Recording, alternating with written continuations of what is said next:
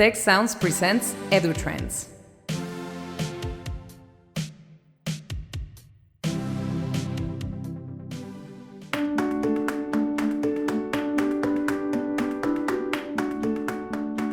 Welcome to the EduTrends podcast and webcast brought to you by the Institute for the Future of Education of Tecnológico de Monterrey. I am José Pepe Escamilla, Institute for the Future of Education Associate Director. And today's guest is Rob Vanderlan, Executive Director of the Center for Teaching Innovation at Cornell University. Rob, it's a pleasure to have you here. Thank you so much, Pepe. It's really my pleasure to be here. Thanks for inviting me. No, thanks. On the opposite, we are happy to have you. I will start to ask you, what are the things that you are working right now in Cornell in terms of educational innovation? What are the things that Cornell University is worried about, or the things that you see that your faculty is worried about in introducing pedagogical or technological innovations in the university? Yeah. Sure. That's a really great question. And I think we tend to think about it maybe proactively and reactively.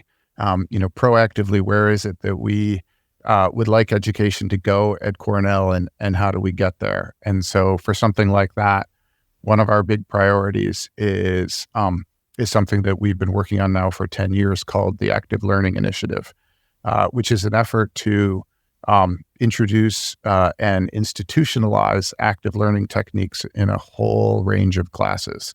And the way we do that is by working at the department level. We provide funding for a department. It's an application process for them to put together a team of faculty and to begin to remake many of the foundational courses in their discipline. And the idea is that by engaging a group of faculty working collaboratively, we fund a postdoc for them who's both an expert in their discipline, but also has pedagogy experience. And by working collaboratively, they can transform a number of classes, change the experience of students in those classes, and hopefully establish a new model of active learning in that discipline that can persist. And so we've been doing that now for, as I said, for 10 years. We're up to more than 15 departments across the campus who have engaged in this. And it's sort of indicative of how we think of innovation. The innovation for us can be something that's new just to a couple of faculty or new to a department, but maybe it's a set of practices that have been around in higher education for decades. A lot of the active learning techniques we're talking about, we've known have worked for a long time, but also innovation that is more new to the world, more cutting edge. And so we also, a second sort of proactive initiative is we fund a series of faculty innovation grants where faculty can get enough funding to launch a project in their course or their department, but also partner with us, with our instructional designers, to think about how to make meaningful learning experiences. And those innovation grants run the gamut from, one of the programs we're doing right now is to create a virtual reality experience for conducting an orchestra for our music program, or creating a set of virtual experiences, immersive experiences, to put data scientists into sort of ethical dilemmas and see how they navigate ethical challenges as they're developing their data analysis tools. So that's sort of the proactive side. And then the reactive side is, responding to what is changing in the moment. The pandemic is obviously the biggest example of that. We like to say it instantly turned all of our faculty into innovators, because everybody had to figure out how to teach in new ways, new modalities, engage students in new ways. And we're still, I think, learning the lessons from that. And in some ways, I think the impact of COVID is a sort of a long-term impact in changing how we teach. And we're thinking a lot about that. And then the second, which I think maybe we'll talk about some more as we go, is the challenge of generative AI. What sort of impact is this going to have on student learning, and how do we change the way we teach in response to it? Thanks for your answer, Robert. And I also believe that what you have done in what you call the proactive part during 10 years. It has created a certain muscle inside the university that allows you to be more reactive and respond to these challenges. Actually, that's a really excellent point. I think you have to be able to build a certain level of visibility and credibility across an institution to be invited into the reactive moments. So I always say that educational innovation is more similar to a marathon than to a sprint of 100 meters.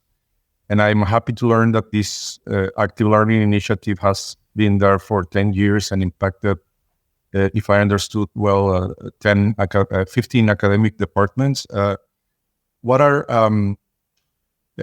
been the approach during time of this initiative? Because in general, universities are more static, are more. It's difficult to make changes because changes have to be more based on consensus or achieving, academic groups or senates, departments, etc. So, what has been your main learnings on for our public on how to keep it alive and make change happen inside the university? Yeah, it's a really great question and one we think and talk about all the time because in many ways that is our goal, right? Making change over time. I think, a couple of things that we learned as we went from the active learning initiative. One was we started small. We started with just 2 departments so we could really put a lot of effort and energy into that and learn from it. The 2 things that I think that we did that were really good is one, we worked hard up front to build support from key faculty. It was not going to work if we didn't have the buy-in of the faculty that teach these large foundational classes and do it consistently. So being able to get a core of faculty in the department who really committed to it was important.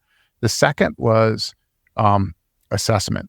We were very careful to go deliberately and to do a lot of measuring of how learning was happening in these classes before we tried to transform them.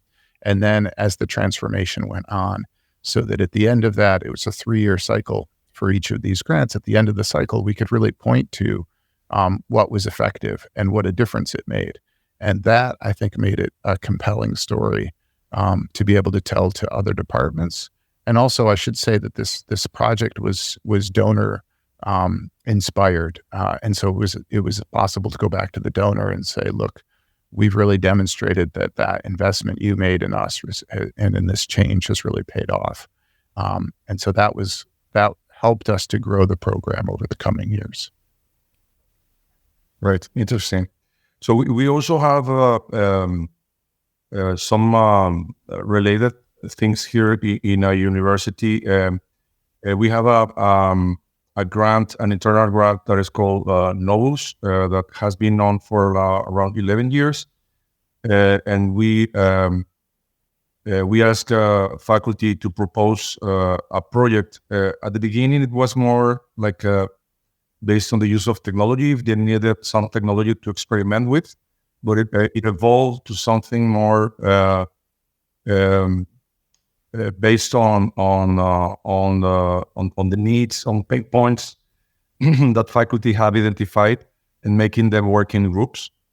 And then later it became more on how we can assess what they are doing, but we ask our faculty to do that assessment by themselves. And also, we also provide training and mentors that can help them to do educational impact or outcomes, learning outcomes evaluation of what they're doing, because those faculty are researchers in their disciplines, but not in educational. No, so and our cycles are 2-year cycles. Also, we have this longer cycle because you have to set up the project, do the project, and then get the data and do the evaluation. But it's interesting that you have a 3-year cycle for each of the grants. It's because you do the experiment the project more than once to get more data, or? Yes, we usually each project has identified somewhere between 3 and 5 classes that they will transform over the span of the grant, and so often they're sequencing those. So in the fall, they'll design the first course, which will run in the spring. In the spring, they'll design an additional course to run the following fall. Also, when possible, we like to be able to rerun the course, because we often find that, it won't surprise you. Some things work really well, other things don't work the way that you expect, and you need to make tweaks in what you're doing. And I'll just give you a quick example of that. Early on, finding we're talking usually about transforming larger classes of maybe 300 to 500 students. Finding the right balance between lecture content and the activity, getting students hands-on things to do with that content, was challenging. And I think early on we went too far towards the activity. And so, we needed to course correct over the span of a couple of semesters. Yeah, I understand. Interesting approach, also based in the idea to demonstrate that we are really innovating by measuring what are the things that we are changing with innovation. Is not only the novelty of it. So you provide some examples of courses, the virtual reality, the use of virtual reality in music, and immersive experiences in data science. But in general, what's when you talk about active learning, what kind of things have you been proactively fostering? Yeah, it's a very wide range, and it runs from the most sort of basic pedagogical innovation, which is just having students in a large lecture hall talk to each other, and that can be done in lots of ways. We do it some with technology, using like a polling tool, so that you can ask a student a question, have them answer the question, then have them talk to a neighbor and re-poll, a sort of classic peer learning technique that Eric Mazur innovated with a decade or more ago. You can also do it without technology and a raise of hands or color-coded cards.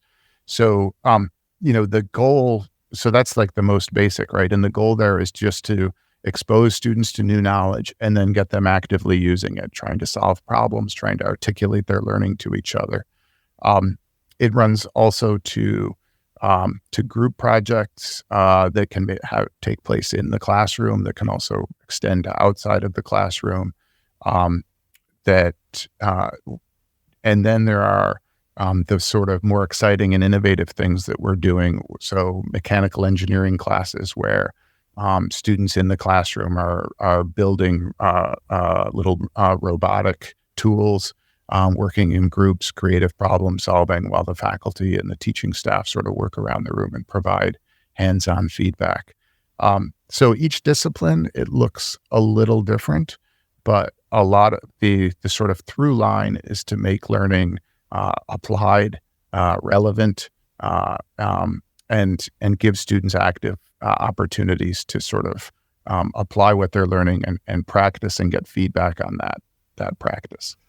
Thanks for those examples. They seem very interesting, and I think the way that you are doing that is at scale, not because of the number of students. And many times we see examples of innovation universities that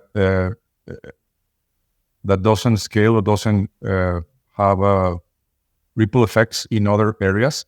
I would like to ask you also, in your opinion, after 10 years, if you have seen something in the faculty of Cornell, like a sort of culture of active learning innovation around. So have you seen some change in the mindset of faculty in general, not in particular those that participate in these projects? Yeah, this was the big test in a lot of ways. We designed this to be as thoughtful as we could, but we didn't know in advance were these changes going to stick? The faculty change over time, they stop teaching that course, or they move on to a different institution, or they retire.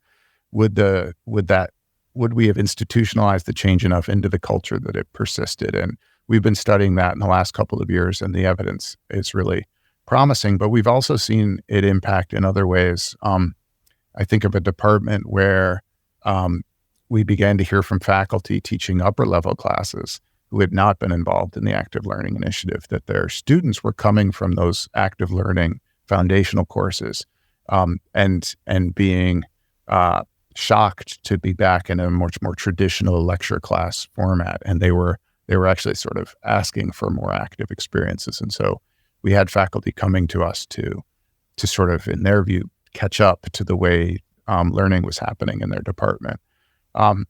It's tough to measure culture change, and also I always want to be conscious that we tend to work every day with the faculty that seek us out, that are looking for ways to be more innovative in their teaching, to be more engaged, and that can sometimes give you a warped view of the overall institution and the teaching culture.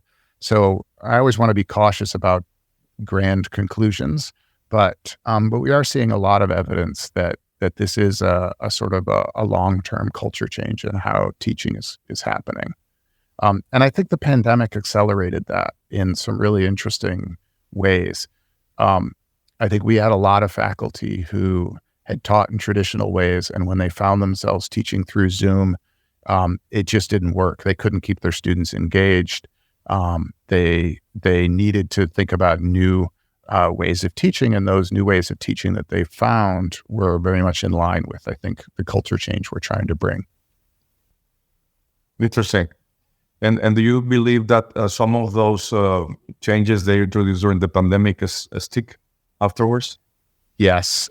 We have both anecdotal evidence of that, just from, we do a lot of follow-up with faculty that we've worked with, checking in, how are you doing? Is that still working? Is there anything we can do to help? And that supports it. And then we also have metrics. There's a lot more. So we really emphasized a lot of creating a lot of opportunities for low stakes feedback, quizzes that could give students more feedback on their learning, discussions, online discussions where they could apply what they were doing. And we just have the metrics to show that those saw a huge boost in the pandemic and a little bit of fall off afterwards, but they're significantly higher than they were before the pandemic. Great. Yes. I have seen a lot of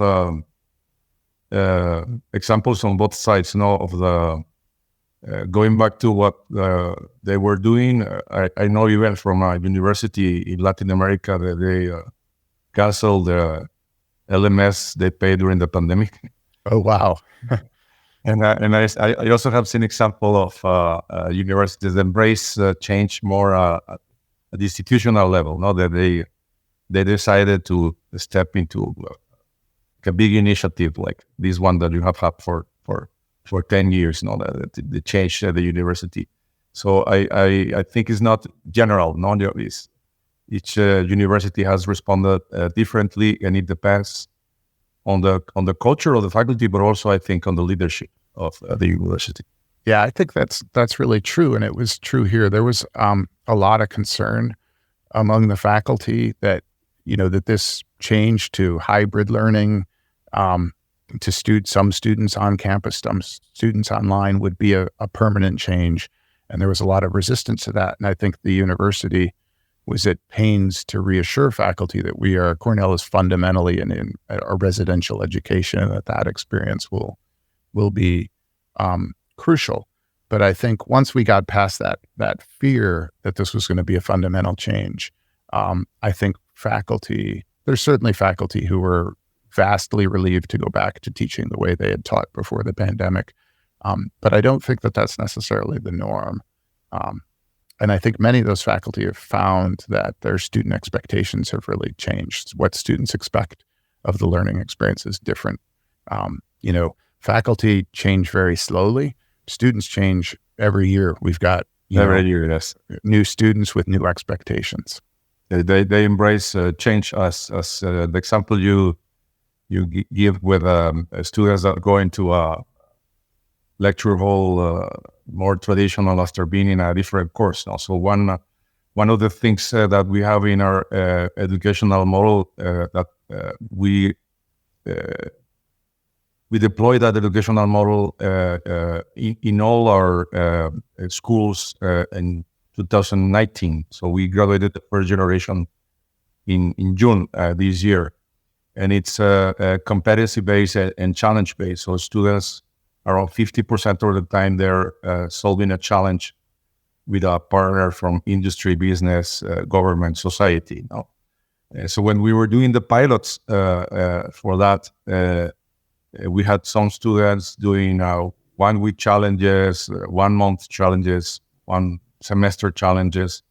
And those that were doing the 1 semester challenges, the full immersive thing, one of the things that they regretted at the end of the challenges is going back to traditional courses. It was more work, but it also was more fun, more significant experiences, not that they were getting from those more active situations. Yeah, I think that's really interesting, and I'd love to learn more about that program. It seems really ambitious, but that students will work really hard and they will do amazing learning if they're finding it worthwhile and meaningful and valuable, and that often happens when they get that opportunity to go out into the world outside of the university and apply what they've learned. But I think it can also happen in the classrooms if you build with that goal in mind. Interesting. So you mentioned technology several times during our talk, and technology is a big component in educational innovation now around the world. I would like to ask you if you could say why is Cornell using technology? Why are faculty using technology? If you could give some categories of the kind of things technology is being used inside Cornell to solve what problems or to do what kind of things with the students in what situations? Sure. So I will say that's actually been really core to our work. Our center is 6 years old, and it was created out of a merger of 2 pre-existing groups, a Center for Teaching Excellence, which did faculty development work around teaching, and then an academic technologies group that was in our Cornell Central IT group. And so we brought those 2 groups together to create the Center for Teaching Innovation. And it was really important to us that we didn't just put them under one organizational umbrella where they continued to do separate work, but that we fully integrated considerations of teaching and considerations of technology. And so our work, how does that translate into our work? It starts with, I think, at the most basic, thinking about the learning management system, not as course management merely, not as just a way to make teaching more efficient, but as actually a learning platform, a sort of a third space that's not homework, it's not the classroom, but it's a space where learning actually happens. And so thinking about how you can facilitate that and what sorts of technologies you can integrate with our learning management system, which is Canvas, to facilitate learning.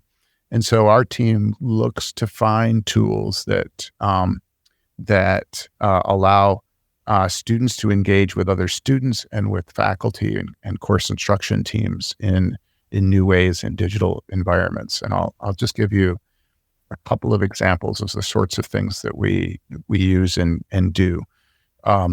Each learning management system has a discussion platform, but a lot of our classes are looking for a more robust space where students can ask each other questions and answer each other's questions, and then the teaching team can sort of validate those answers or weigh in when necessary. And so we moved to a platform called Ed Discussion, which is really well designed to facilitate that sort of peer learning.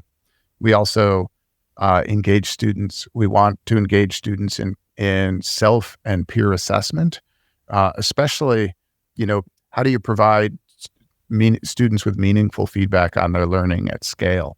One of the ways is that you help them self-assess their own work, and then you help other students provide them meaningful feedback. And so we partner with a tool called Feedback Fruits to provide that level of, it's a really well-designed tool to facilitate in a way that's easy to manage for faculty and help students find it meaningful, helps to manage that assessment process. And I'll give one more example. Social annotation, collaborative reading tools, the opportunity to take students in a course and have them read and comment on the course reading collaboratively. So I post my response, and then another student may ask me a question or respond to my response. This is, again, a great way. It's a tool that works really well in a seminar of 12 students, but we've also used it in an introductory psychology class with 1,000 students, where you can break the students into groups of 20, and they're working collaboratively on the same document. So all of these, I think what they share is they're broadly in line with how we know learning best works, that it's active, that it's collaborative, that it's meaningful, that it engages students in relevant and authentic tasks. And so our tools are always sort of selected with an idea of how is this going to help students improve the learning experience. Interesting. Thanks, Robert. So I see that you have different tools for facilitating learning, engagement between students and faculty, peer learning, but also feedback at scale, and tools for social collaboration, social annotation. So many of these are around the idea of constructing knowledge by themselves, but also connected with the faculty, but mainly also with students. Many of the work is among themselves. Yeah, absolutely. And I think that's really important, both because I think it aligns with what we know about how learning can be most effective and have the biggest impact. But it's also, for so many students, it's practice for the way in which they're going to be engaging in the world after they leave Cornell, when they're out in jobs, when they're engaged in lifelong learning. A lot of that work is going to be collaborative, and so I think getting them used to learning in that way is really important. We this may be a little bit of a digression, but I was involved with Cornell's early efforts with massive open online classes, right, which was a really ambitious attempt to bring learning to a much broader audience. But one of the ways in which those early efforts, I think, really struggled is that they weren't in any way social or collaborative, or they really struggled to make learning meaningfully collaborative. And I think we've made a lot of progress in the decades since in learning how to do that well. Yeah, interesting. I agree with you. I also was involved 10 years ago in the first MOOCs that were created at Tec de Monterrey, and I still believe it's a lot of work to do for collaborative learning in MOOCs, even if it has improved over time. I want to move to another issue related to technology, which is the use of AI in education. So we have had AI in education for years with a certain impact, and then we have generative AI and all the boom that it has had because of ChatGPT that became public, and it's something that the general public talks about now. So how has faculty in Cornell deal with generative AI? Yeah, that is the topic we spend a lot of time talking about this summer, and especially so. I think, when ChatGPT was released last November, it did cause an immediate stir. And one of the nice things about our team is that we have a lot of really curious and creative instructional designers and technologists. So they started to use it right away. So I think we got a very early sense of what an impact this might have.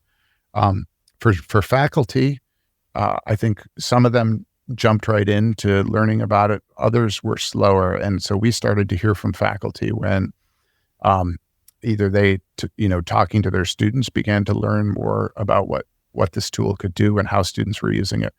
Or more unfortunately, that when faculty began to suspect that maybe their students were using these tools to complete assignments. So the university commissioned, put together a committee and commissioned a report to be written about what the impact of generative AI was going to be on teaching immediately and in the future. And I was part of that committee. We released a report just a few weeks ago that sort of, I think, is a pretty good assessment of what this means, what these tools are, what they can do now, what they're likely to do in the future, and how faculty might respond.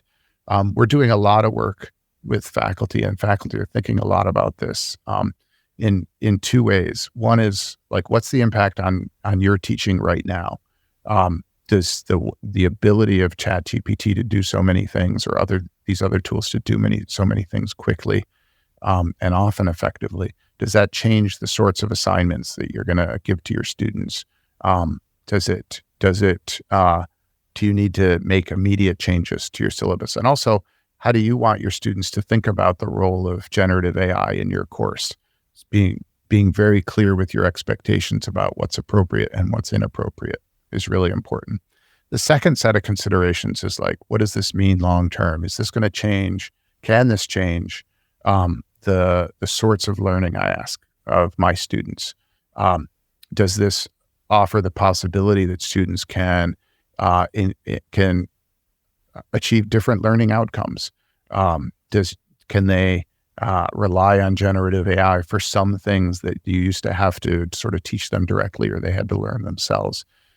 And how do you make sure that if this helps you to move to more advanced learning outcomes, how do we make sure students still get the foundational knowledge that they need?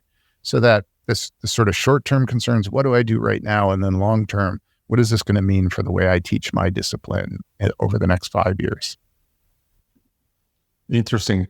And have those recommendations or those discussions arrived to some consensus or examples on this more short-term? What are the rules of using AI for learning and assignments? Yeah, we really struggled with coming up at anything universal, given how wide the range of learning environments at Cornell is and the sort of courses. So what we did is we offered a framework that faculty should decide for themselves what's appropriate given their courses, their discipline, the sort of learning that they want their students to do, and that they should think about the times when it's appropriate to prohibit the use of generative AI, and to make the case for why that you should not use these tools because you need to learn to master these basic skills to be able to progress in the discipline. There are other situations. The second part of the framework is to use with attribution, that it's appropriate to use these tools in certain specific ways, and but you need to cite your use, to attribute what you've used the tools to do and how. And then the third way is to really sort of embrace for learning. There are other ways in which you can build generative AI use into the learning that's going on in the class. Is this an opportunity for students to reflect, for example, on how knowledge is created in that discipline, and what these tools can do well and what they can't do well? So the other thing that we did is we created a series of appendices by discipline to talk about specifically what the impact might be in writing, in coding, in creative arts disciplines like music composition, etc. Interesting. This sounds like a very nice report. Where can is it public? And if it is, where can we find it? It is public, and you can access it from the front page of our Center for Teaching Innovation site. It's teaching.cornell.edu, and it's the Generative AI report. Thank you, Rob. I will take a look at this, and I invite our audience to take a look also at this. And with this, we are right to the end of our talk today. I have enjoyed a lot, Rob. Thank you for your time and for sharing your knowledge about the future of learning, the use of technology, and particularly what you're doing in Cornell. It's a great work. Thanks so much, Bob. The time went fast. Yes, it went very, very fast. I hope we can have you here soon in Monterrey for a visit. That would be wonderful. I would love that. Thanks so much.